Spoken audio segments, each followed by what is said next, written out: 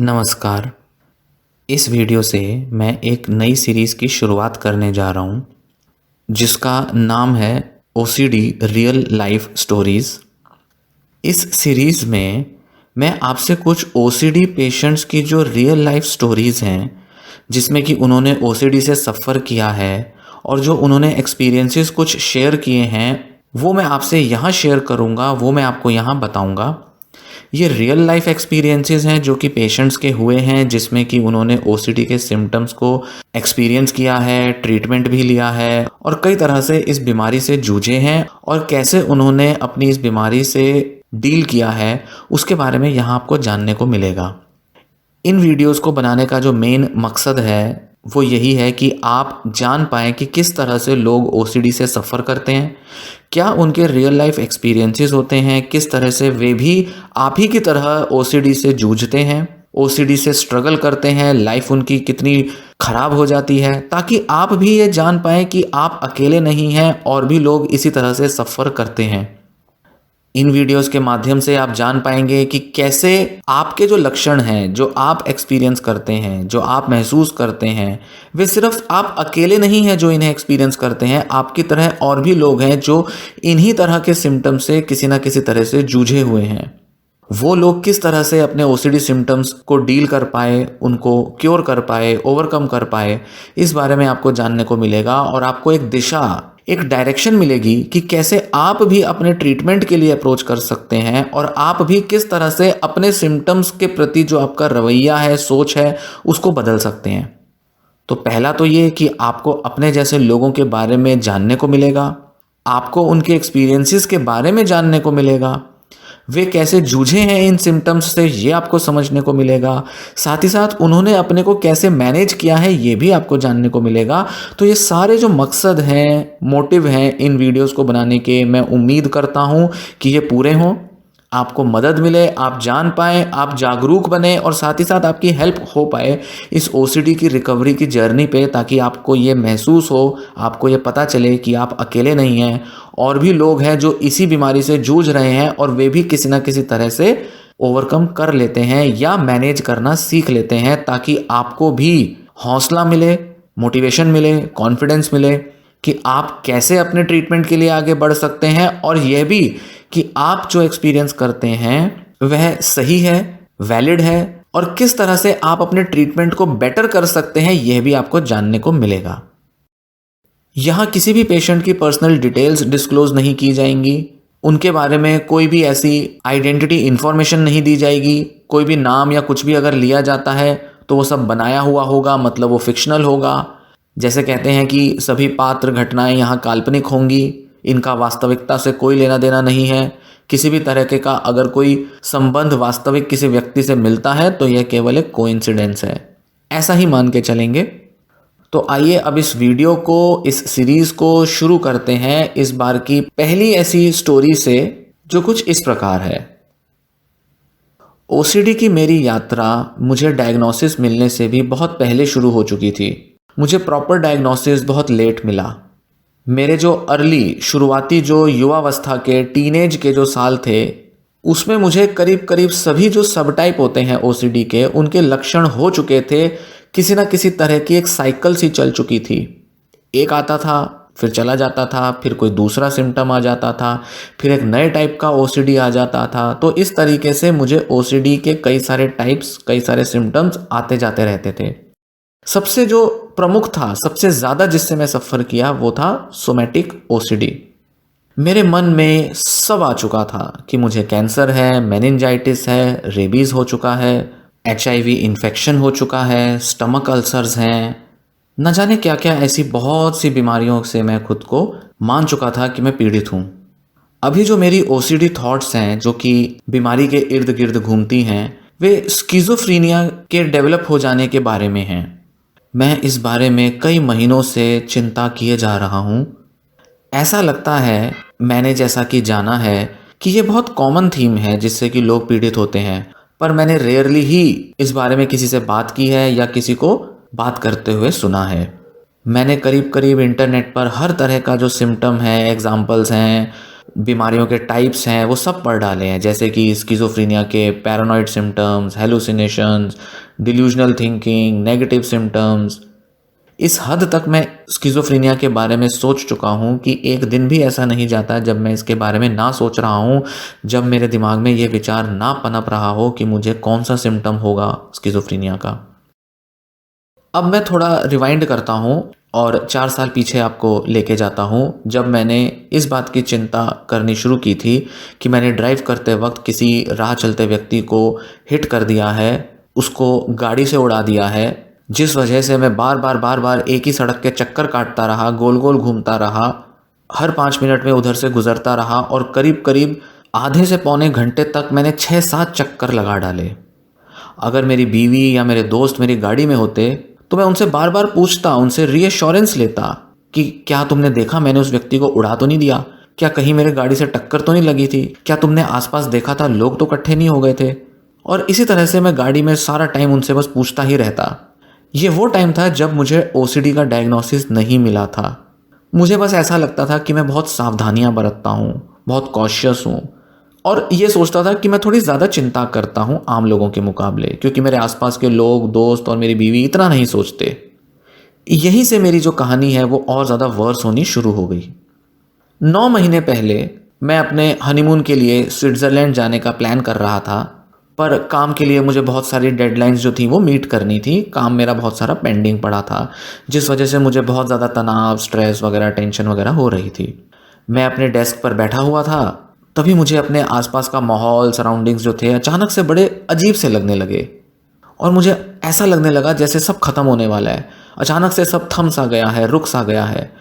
मेरी जो चेस्ट थी उसमें मुझे बहुत टाइटनेस सी महसूस हुई, मेरे को ज़ोर ज़ोर से मेरे को सांसें आने लगी, मैं हाँफने लगा। फिर मुझे टनल विजन का एक्सपीरियंस हुआ, जहाँ मुझे आसपास ऐसा लगा कि कुछ दिखाई नहीं दे रहा, सिर्फ सामने का दिखाई दे रहा है और सब जगह अंधेरा सा छा गया है। क्या मैं मरने वाला हूँ? मैं ऐसा सोचने लगा। क्या अब सब खत्म हो जाएगा? क्या मुझे हार्ट अटैक आ रहा है? क्या मेरी सांसें रुक जाएंगी? ये सब विचार मेरे दिमाग में चल रहे थे उस टाइम। पर नहीं, मुझे तो एक बहुत बड़ा पैनिक अटैक हुआ था। मैंने अपने एक कोवर्कर को कहा कि ज़रा मेरे साथ चलो और मेरे को पकड़ के ज़रा नीचे सीढ़ियों से ले जाओ, क्योंकि मुझे समझ नहीं आ रहा, मुझे लग रहा है मैं पागल हो रहा हूँ या मैं मरे जा रहा हूँ।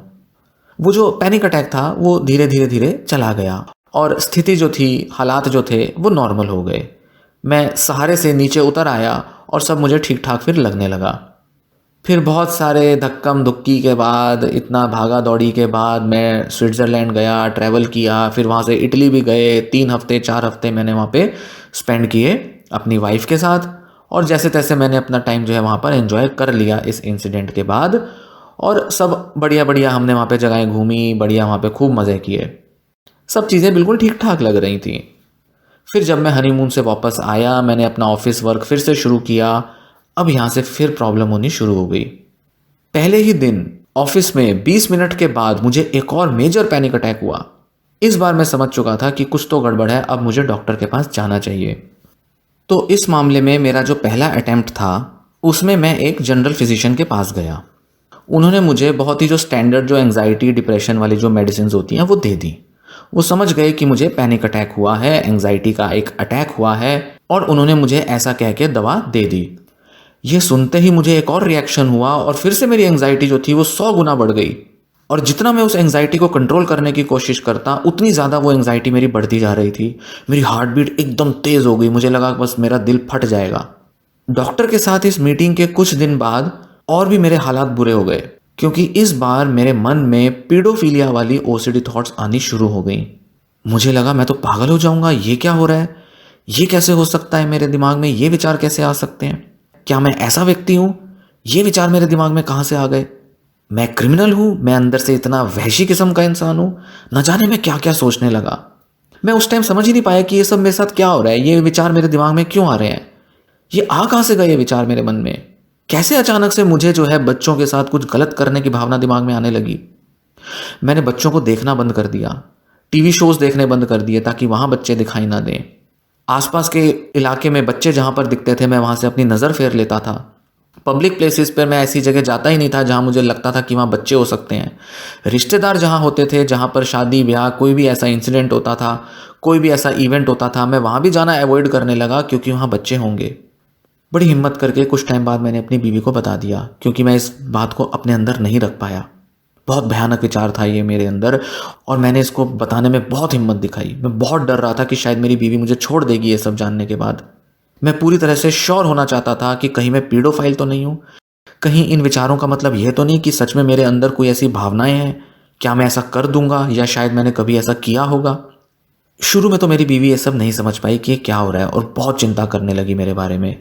तब मैंने पहली बार दिमाग बनाया, मन बनाकर मैं साइकाइट्रिस्ट के पास गया, और साइकाइट्रिस्ट के साथ साथ मैंने ऐसा जाना कि सीबीटी थेरेपिस्ट के पास भी जाना चाहिए, तो मैंने दोनों को कंसल्ट कर लिया। मेरी पहली अपॉइंटमेंट थी तो मैं तो बहुत रोया, आंसू ही नहीं रुक रहे थे मेरे, क्योंकि मैं रो रो के परेशान था कि ये हो क्या रहा है मेरे साथ।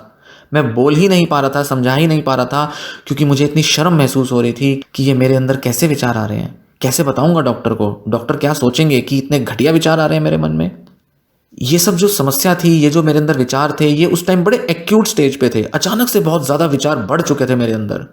थोड़े ही टाइम में बहुत ज़्यादा विचारों से मैं घिर चुका था। मेरा दिमाग जो था वो इन इंट्रूसिव थॉट से भरा पड़ा था। मुझे डॉक्टर ने बताया कि ये जो इंट्रूसिव थॉट्स होती हैं, जो अपने आप मन में आती रहती हैं, ये ओसीडी के लक्षण होते हैं। तुम्हें ओसीडी हो गया है, डॉक्टर ने मुझे ऐसा बताया। ओसीडी मतलब ऑब्सेसिव कंपल्सिव डिसऑर्डर।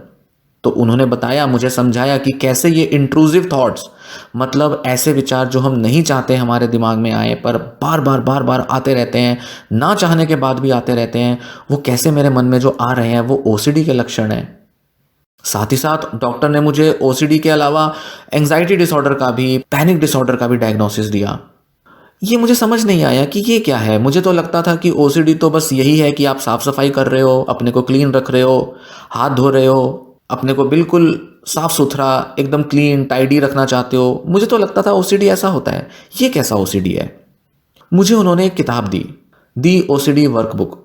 कुछ पेजेस मैंने पढ़े शुरुआत में, जिसमें कुछ पेशेंट्स की स्टोरीज दी गई थी, और मुझे ऐसा लगा कि जैसे इस किताब लिखने वाले ने मेरा मन पढ़कर ये सब लिखा है, जैसे कि ये सारे लोग जो है ये मेरे क्लोन हैं, मेरी ही कॉपीज हैं। कुछ देर बाद तो मुझे शांति आई, मुझे रिलीफ मिला कि चलो अब मुझे समझ में आ गया कि मेरे साथ हो क्या रहा है, ये मेरे साथ समस्या क्या है। मुझे एक बीमारी का डायग्नोसिस मिला था, और मेरे जो विचार थे उनको एक नाम मिल गया था, जिसे कहते हैं ओसीडी।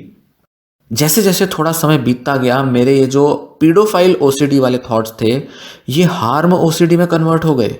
अब तो भाई मैं गड्ढे में गिरे जा रहा था, अब तो मेरे लिए कुछ बचा ही नहीं था। मेरी कंडीशन और ज़्यादा वर्स होने लगी, बिल्कुल बदतर कंडीशन में आ गया मैं। अब तो मैं घर में चाकू भी नहीं छूता था, अपने घर वालों के करीब भी नहीं जाता था। मेरा डॉग है जिसके पास जाना मैंने बंद कर दिया, उसके इर्द गिर्द में नहीं होता था कि कहीं मैं चाकू से उसको मार ना डालूं, अपनी बीवी को ना मार डालूं। ऐसा खौफ मेरे मन में बैठ गया। जब भी मुझे विचार आते थे तो मुझे उनको कन्फेस करना होता था कि भाई मुझे माफ़ कर दो, मेरे मन में तुम्हारे प्रति ऐसे विचार आ रहे हैं, मैं बिल्कुल तुम्हारे बारे में बुरा नहीं सोचता, न जाने क्या हो रहा है मेरे दिमाग में, ये सब विचार आ रहे हैं।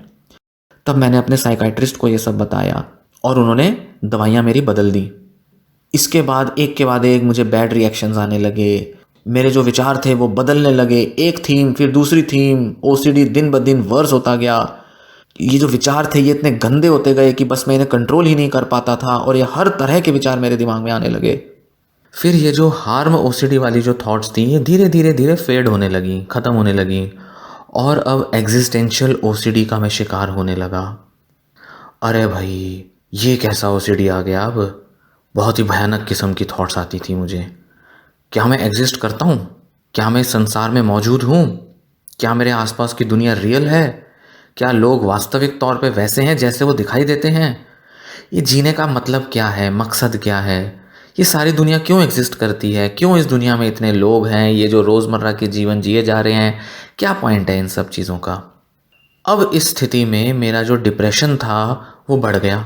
मेरे अंदर बहुत सारी डिप्रेशन की फीलिंग्स आने लगी। सारा टाइम मैं रोता रहता था, काम पर नहीं जा पाता था, जल्दी जल्दी सोचता था कि बस दिन पूरा ख़त्म हो जाए, लाइफ पूरी ख़त्म हो जाए। ये सब विचार मेरे मन में आने लगे। इस टाइम पर मैंने एक्सपीरियंस किया डी रियलाइजेशन का। काफ़ी ज़्यादा मुझे अनुभव होने लगा इसका।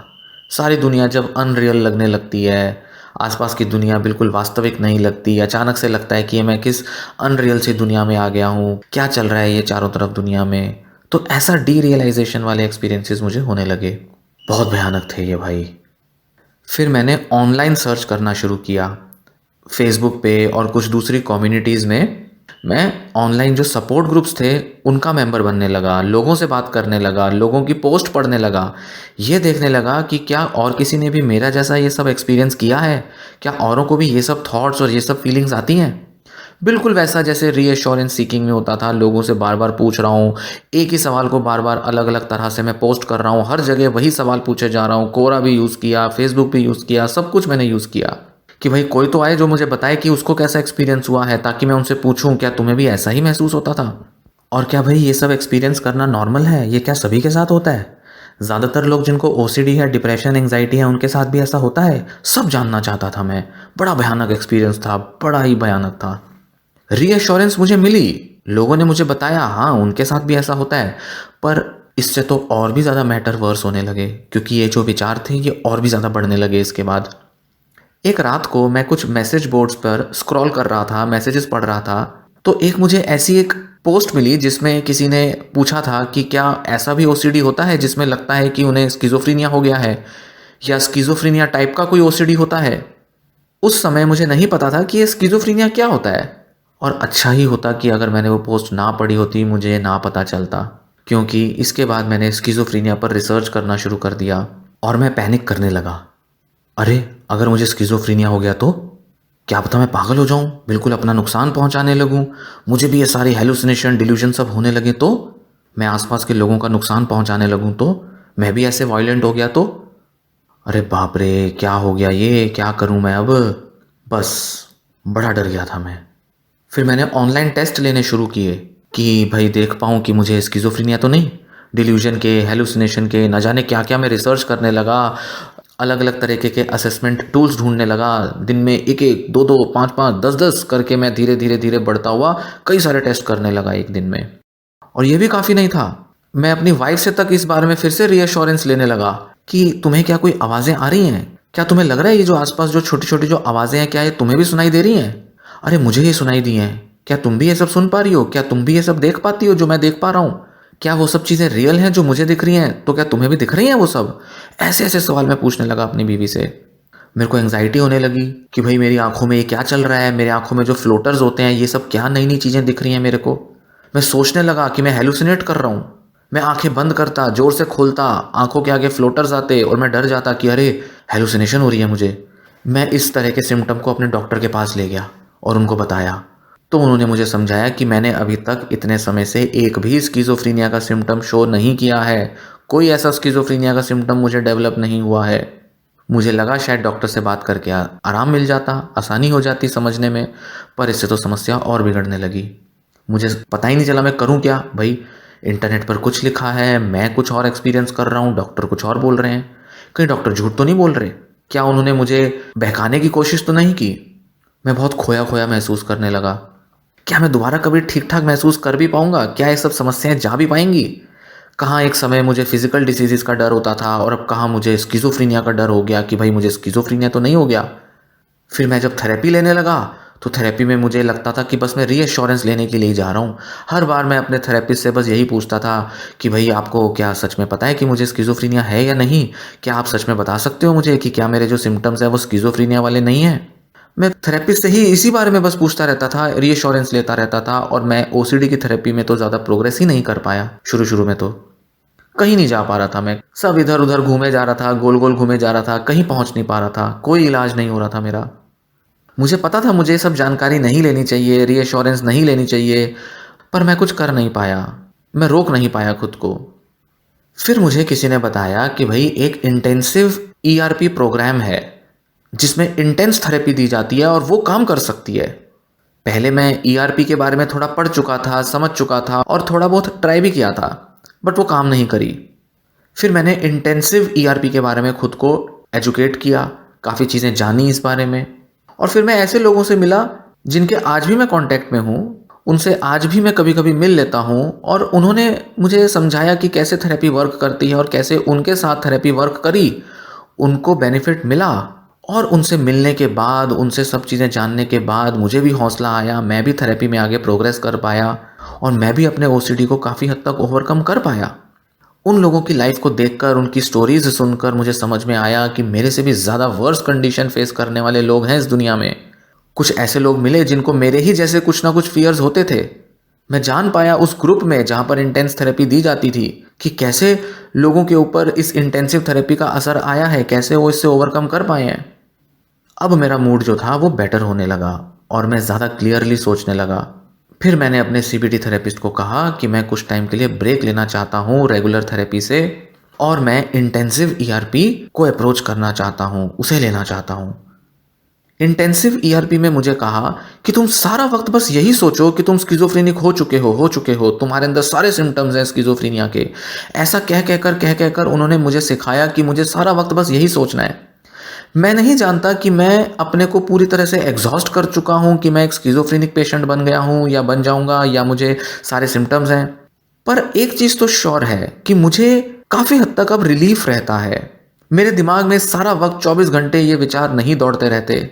मुझे लगता है शायद ईआरपी जो है इंटेंसिव वाली वो वर्क कर रही है। मुझे फिर से उम्मीदें बंधने लगी हैं। वो जो 4-5 दिन तक कॉन्टिन्यूसली उन्होंने मुझे बताया कि तुम सारा वक्त बस यही सोचो, यही समझो कि तुम्हें स्किज़ोफ्रेनिया हो चुका है, तुम स्किज़ोफ्रेनिया के पेशेंट हो, तुम्हारा ट्रीटमेंट चल रहा है, तुम्हें सारे सिम्टम्स आते हैं, तुम ऐसा सोचो, ऐसा मानो। उन्होंने मुझे वो सब करने को कहा, सोचने को कहा जिससे मैं डरता था, जिससे मैं दूर भागता था। मुझे डर था कि कहीं मुझे स्किज़ोफ्रेनिया तो नहीं। और उन्होंने मुझे कहा कि तुम ऐसा सोचो कि तुम्हें स्किज़ोफ्रेनिया के सारे वर्स्ट सिम्टम्स हो चुके हैं। 4-5 दिन मैं वहाँ रहा और मुझे इंटेंसिव थेरेपी दी गई। पर मैं जब वापस लौटा तो मैं उतना नम्ब, उतना इमोशनली सुन्न सा महसूस नहीं कर रहा था जैसा कि मैं 6-8 महीने पहले या कुछ और महीने पहले महसूस करता था। चीज़ें थोड़ी बेहतर होनी शुरू हो गई थी। मुझे समझ तो आ गया कि मैं पूरी तरह से परफेक्ट तो नहीं हो सकता, पूरी तरह से मेरी हालत जो है वो बेटर नहीं हो सकती, हर तरह से मैं ओसीडी फ्री हो जाऊं यह तो शायद संभव नहीं है।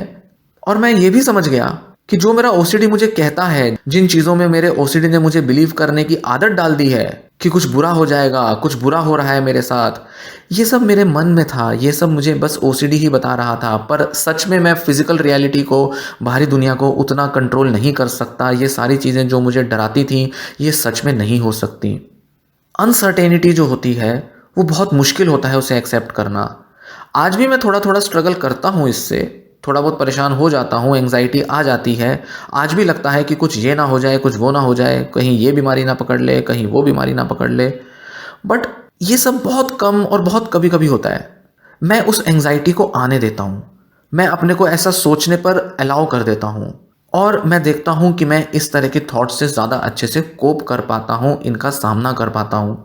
मुझे पता है कि मुझे जो विचार आ रहे हैं ये रुक तो नहीं रहे, पर कम से कम इतना ज़रूर हो गया है कि मैं इन विचारों से अब लड़ नहीं रहा हूँ, इनसे किसी तरह का संघर्ष नहीं कर रहा हूँ।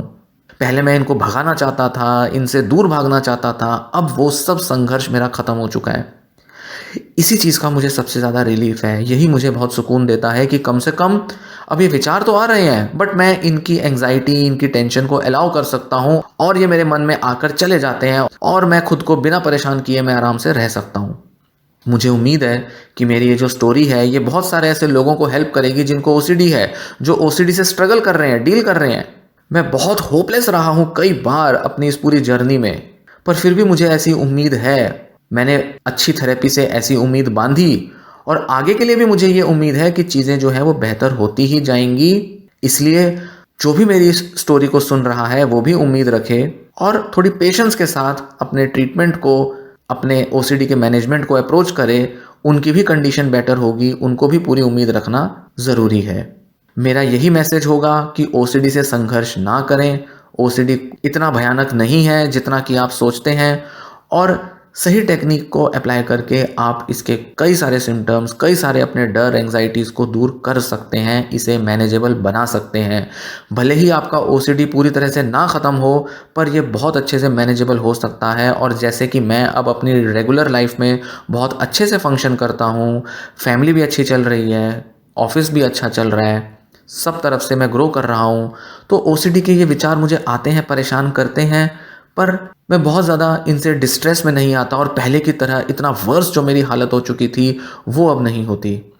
आज भी कभी कभी अलग अलग थीम के विचार मेरे मन में आ जाते हैं पर पहले के मुकाबले ये इतना भयानक रूप नहीं लेते, इसलिए मैं संतुष्ट हूँ अपने ट्रीटमेंट से, मैं संतुष्ट हूँ आज की अपनी कंडीशन से और मुझे उम्मीद है कि आगे भी मैं बेहतर होता जाऊँगा और मैं इसकी कामना करता हूँ कि आप जो सुन रहे हैं मेरी स्टोरी को, आप भी बेहतर होते जाएं, आपकी भी जो इम्प्रूवमेंट है वह ज़रूर होगी।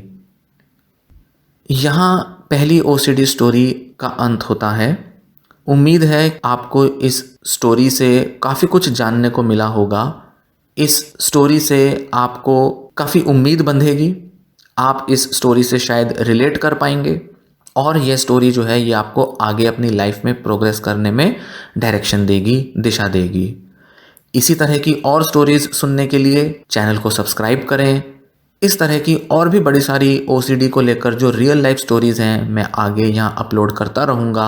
आप सुने, समझें, जानें कि कैसे दुनिया में लोग ओसीडी से डील कर रहे हैं और आप अकेले नहीं हैं। आगे जो और वीडियोस आएंगी इस बारे में उनको भी ज़रूर सुनें। उम्मीद है ये वीडियो आपको पसंद आई होगी। वीडियो को लाइक करें और किसी को अगर इस वीडियो से हेल्प मिल सकती है तो उसके साथ वीडियो शेयर भी करें। धन्यवाद।